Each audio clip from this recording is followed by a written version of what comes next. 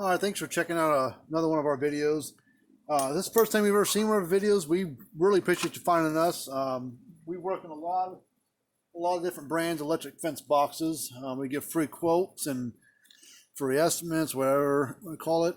And we work on all brands and ages of these things. We get a lot of different brands coming through, old style, new style, all sorts. But I've got a bunch of videos on these stupid things, these Zareba 100-mile units. We get these things in every week, multitude, or at least every month, multiple units of this model. Sell a lot of them. They do. That's why people buy them, because they're out there. About every farm store out there's got a variation of this unit, whether it's a Zareba 100-mile, Blitzer 100-mile, Red Snapper 100-mile, American Farm Works 120-mile, and even the bigger Zareba 200-mile type units. They're all the same basically on the inside, just different sticker on the front. Well, we're going to go through this thing and we're going to see what's wrong with it and see what we can do to get the guy going. The note says no output. So what could that mean? Does it click and come on, but no output terminals, or does it not come on at all so that it doesn't pulse or click? But I'm going to go ahead and plug it in. I usually don't plug these in. I usually just open them up and start going into them. But we're going to plug it in and see what it actually does when you turn it on. So I plugged it into my power strip. I'm going to flip the switch on my power strip to power it on. Nothing. Doesn't click, doesn't pulse, doesn't do anything, which is typical. These things just will work one day, and then the next day you go out there and it's just dead. It won't come on and do anything at all. So we're going to take it apart and we're going to go through it and see if we can get this thing going. It's usually about, when it doesn't come on at all, there's two main things that will keep it from running that are more common than the other ones, but there's about 4 things that will inside here that will keep it from running at all. So this isn't a one size thing that fixes these things, but we're going to go through, we're going to test a bunch of stuff in here, and hopefully you want to follow along, and maybe you'll learn a thing or two. Well, what I need to do first before I take it apart, there's a bunch of crap. These are recessed holes. There's 8 screws in here. They're a T15 Torx, and with them being recessed on some of these holes, a nice dark hiding spot for bugs and stuff to go make their home in, lay their eggs in. And one thing I don't like about these, a lot of times they're pretty clean, but sometimes they've got a bunch of crap in them. You got to dig it all out.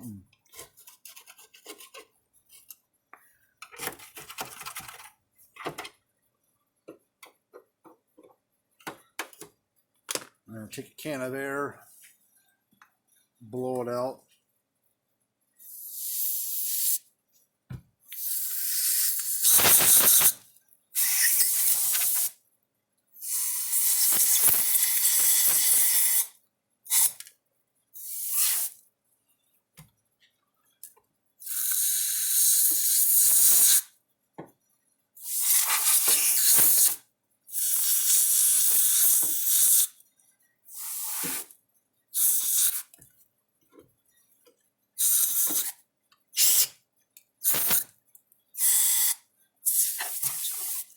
All right, well, see if that does it. All right, these are T15 Torx. All of them are the same screw. They might be shorter or longer, but you can mix and match them.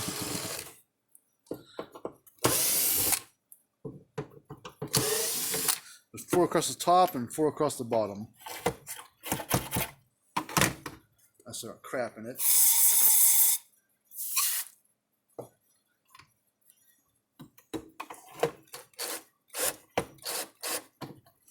Come on. Oh, God. Slow the speed down a little bit.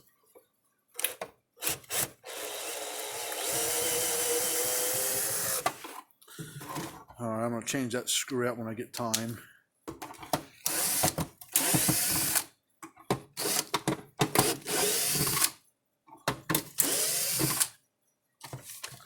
All right, I need a small flat screwdriver, and these cases overlap each other like this in the middle. So this side's on top of this side. So down here at the bottom with these little holes, just get a small screwdriver in there. See, where's my other one at? Smaller one. Kind of work it up and should break it loose where it comes open. Well, it's like one of our screw holes is broken because there's one of the screws right there was down inside there. Now, if you've plugged this thing in and it didn't work, or if it did, or it did come on, there's a big capacitor underneath this case that's strapped to it, and it has probably got a big charge built up in it.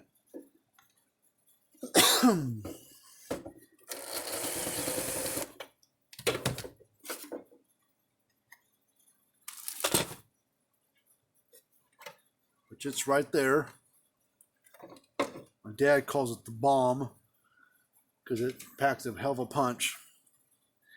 You can take a screwdriver if you want and just bridge across the two wires and short it out, and then brace for it to sound like a 22 going off. Well, I take a big resistor. This is a 10 watt, 150 ohm or 1500 ohm resistor. Basically, I'm just going to bleed the energy off of it. But watch, let's see if it sparks. We'll just zoom in real quick, and we'll see. We'll touch one, and then the other, see if it has a little spark jump from it. No.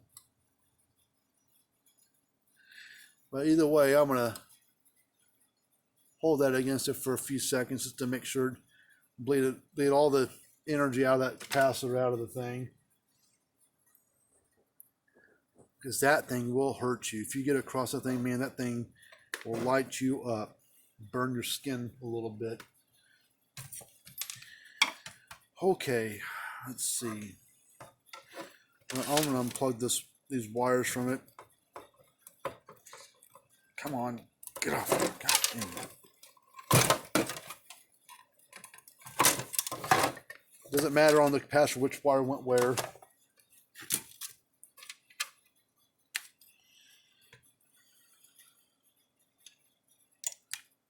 Okay, now this board here, those yellow ones down there, they can have a charge built up in them too. So you can either go across them with widen up a pair of needles and go across them, discharge them that way. I don't fool them, so I just done enough of these. I know where to touch and where not to touch. I'm gonna go ahead and unplug those two black jumper wires. I'm gonna unplug them from the input side of the transformer. You can leave them plugged on for now if you want. But now what you want to do is you want to test the input side of this transformer. There's those two black jumper wires that jump over to the two tabs down here, this one and this one. And you want to get your multimeter and set it to ohms, set it on the lowest setting you got. This is a Fluke 115, it's an auto range meter, but put it to ohms on your lowest setting. And there's no polarity, of course. You just go across the two tabs, or if the wires are still attached to it, go to the two wires, and it should be between 0 and 1 ohm. And of course, like about 95% of them, it's open. So that's part of the problem. That should be, it's a closed loop on there, so it should be like a fuse, basically 0 to 1 ohm. And just if yours tests 0 to 1 ohm across there, then that's fine right there. But then you want to check the output ohms of the transformer, and you should make sure if you've got this thing still attached to it, take that off there. You can either go across the knobs on the front, or you can test across the two little brass things right there. But either way, you should get about 10 ohms. So the secondary side of the transformer is good, but the input side of the transformer is bad. So transformer altogether is bad. You can't do nothing with it. So I'm going to pull that off. We're going to probably keep a hold of that. So we need a new transformer. Next thing we want to do, there's actually 3 circuit boards here. You got I call it the surge protector board. That's what I call it. You got your trigger board with these 3 big black SCRs on there. and you got your main power boards, what I call it. So what you want to do first is, now, like I said, this long board here, those yellow things probably got to charge it. So I'm going to grab the board with a pair of needle nose pliers to hold it, and we'll wiggle, and I'm going to pull this board off, and we're going to test these parts here. This will also keep it from running. And then here in a minute, we're going to check these three SCRs. They're SCR. If you look at the board, it's SCR3, SCR1, and the lowest one down right here is SCR2. So we'll check that in a minute. I always look at the back of the board, make sure that none of the traces on the back are burnt up. None of these look bad. But we're going to check. There's 5 components on this board. It's 2 big white resistors. That's the 7.5 ohm resistor. Black one in the middle is 68. And then hiding in between these black and white resistors are these 2 little guys there. Those are like thermal fuses, thermal cutouts. I don't remember that they make a multitude of sizes and amperage and voltages and temperature ratings of these things, and they're not all the same. So you can't just find one and stick it in there. We do stock transformers. You know, we don't stock their transformer. We retrofit a different one in it. We stock the resistors if they're bad, and we stock the little thermal cutouts if they're bad. So if you need one, we've got them. Okay, we're going to go across the 2 little thermal things first. Should be between 0 and 1 ohm again. So I'll go to the little ones. 0.2, 0. Whatever. So that's good. The top resistor, white one, is 7.5 ohms, so we'll read 7.9. It's good. Black one should be 68. Bottom white one should be 7.5 as well. So this board's fine. Now we're going to check these SCRs here. These SCRs are the firing mechanism that triggers this whole unit, that times in with the timing circuit as well, but it's what fires the energy from the capacitor into the transformer, part of that discharge thing. So the test an SCR of this style, you're going to put it to your diode setting, which is that setting right there with the little white symbol by my thumb, the little triangle looking thing. That's your symbol for a diode.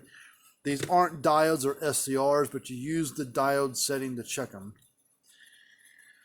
So now there is a polarity type of thing to it. So make sure your leads are in the right holes on your tester.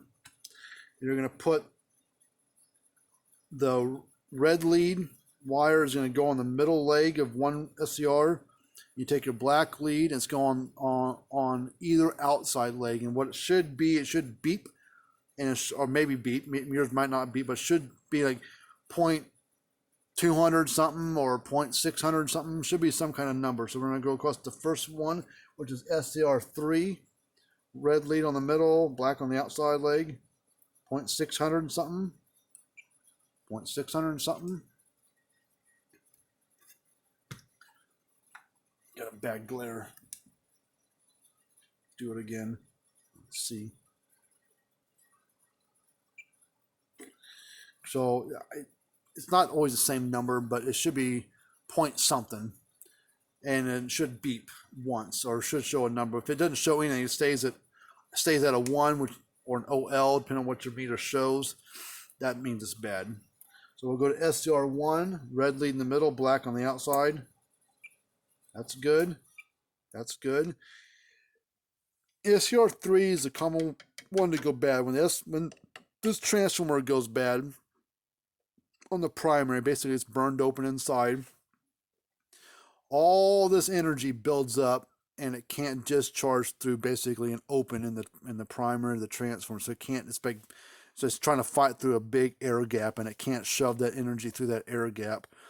And so it happens within seconds, like 2 seconds, and it's done.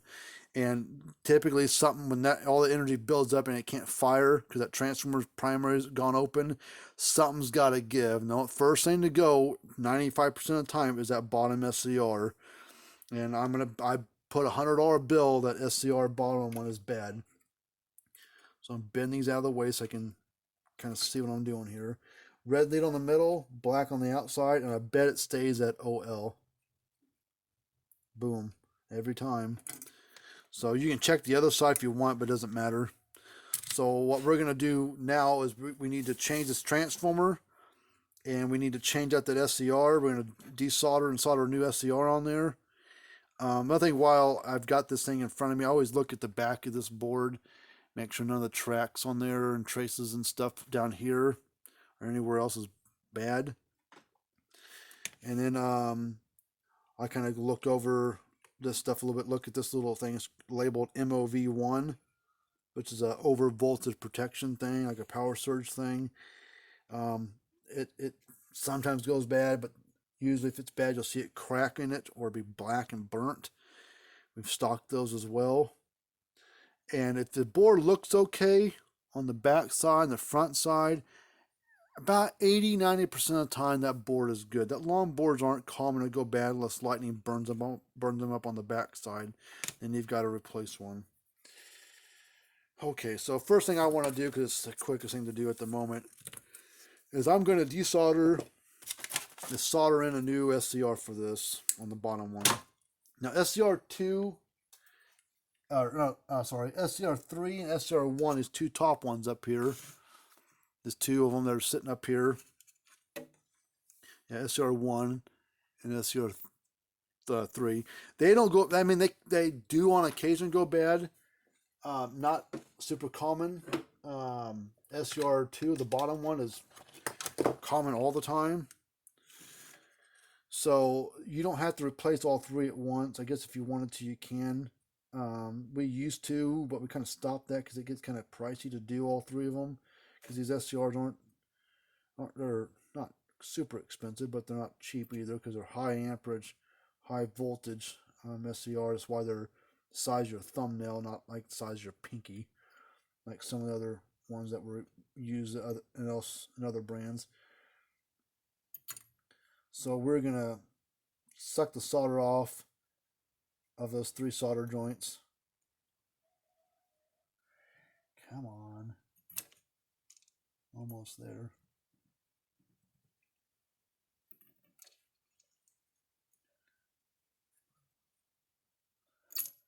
I've got other videos on YouTube of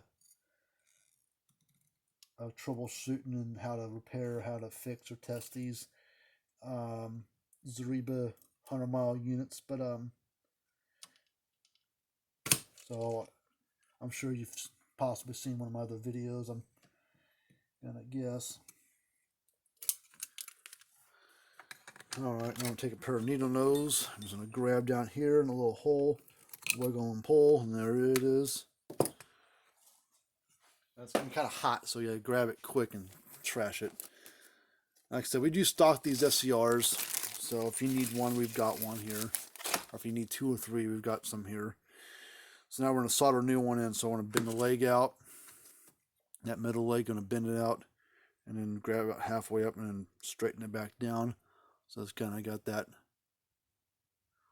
look to it. And it goes in one way. So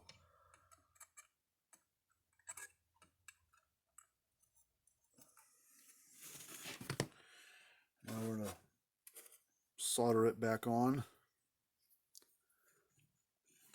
Now I sent parts to a guy one time, and he was doing this repair, and it still wouldn't work right. So he sent it to me.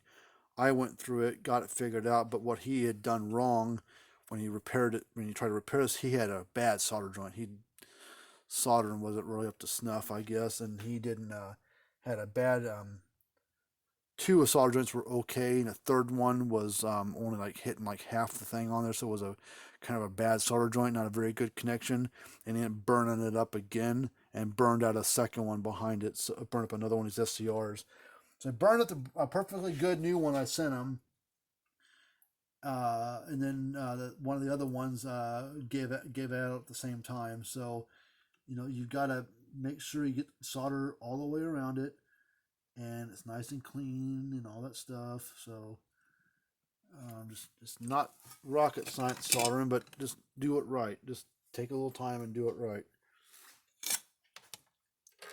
So I'm just taking a peek at it, making sure. Let's see, I've kind of didn't want to mess it up. I just want to heat it up, let it reflow real quick. There it goes. So that board should be good to go. So now I'm going to take this board, plug it back in those little pins there, little holes.